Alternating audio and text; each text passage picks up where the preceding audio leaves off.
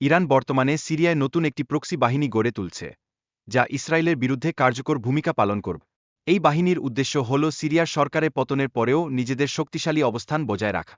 আলী আহমাদিয়ান উল্লেখ করেছেন যে, ইসরায়েলের বিরুদ্ধে লড়াই করার জন্য নতুন তরুণ প্রতিরোধ গোষ্ঠী সামনে আসছে। এই পরিবর্তন সিরিয়ার মাটিতে ইসরায়েলের দখলদারিত্বের বিরুদ্ধে একটি সংগঠিত প্রতিরোধ গড়ে তুলছে। বাশার আল আসাদের পতনের পর ইরান নেতৃত্বাধীন ইসরায়েল বিরোধী শক্তির অবস্থান আরও শক্তিশালী হয়ে উঠেছে। এই পরিবর্তনের প্রেক্ষাপটে ইসরায়েলের হামলার মাত্রা উল্লেখযোগ্যভাবে বৃদ্ধি পেয়েছে। ইরানের নিরাপত্তা প্রধান অভিমত প্রকাশ করেছেন যে, সিরিয়া থেকে নতুন প্রতিরোধ গোষ্ঠীর উদ্ভব হবে, যা ইসরায়েলের হামলার বিরুদ্ধে একটি কার্যকর প্রতিরোধ গড়ে তুলবে।